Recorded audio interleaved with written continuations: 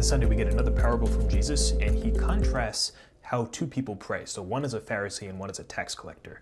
I take it we're probably going to hear a lot about the tax collector on Sunday, so I want to focus more on the Pharisee.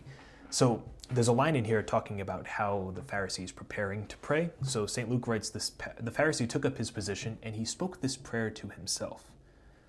Now, there's a couple of Greek nuances in here that I don't think come through as well in the rendered English text. So the first is the Pharisee took up his position.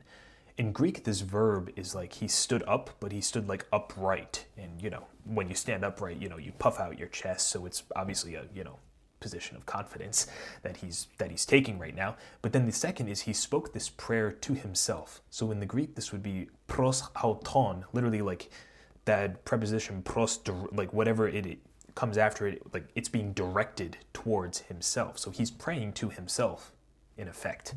And he gets into this prayer and he says, "Oh God, I thank you, I'm not like the rest of humanity. I fast twice a week and I pay tithes of my whole income."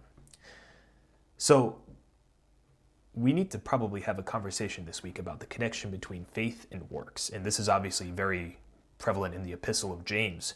And he really beautifully details that connection that needs to exist, because you can't have one without the other, right?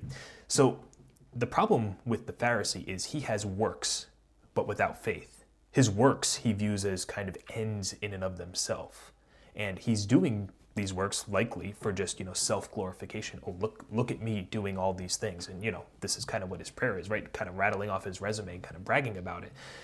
We need to, when we perform good deeds, when we perform all of these, pious actions, I guess you could call them, are we doing them out of love of God? Is that our ultimate end in them? Are we fasting because that's how much we love God? Or are we fasting because we want other people to see that we're fasting? Are we tithing out of love of God and giving God what is due to him? Or are we doing it because we want to tell people that we're doing it, right? So I think that's a real point of reflection for us this week, because I think it's also really easy just to, view this prayer of the Pharisee and be like, wow, this guy's really full of himself. Like, who does he think he is? In a certain sense, like, okay, but what about us? Because I think this gets to the heart of a lot of things that come up in our life, right? Like, what is our ultimate end in performing some of the things that we do? Like, is it because we want to be seen, or is it because we actually just love God and we're doing all of these things out of love of God? Let's take some time and reflect on that this week.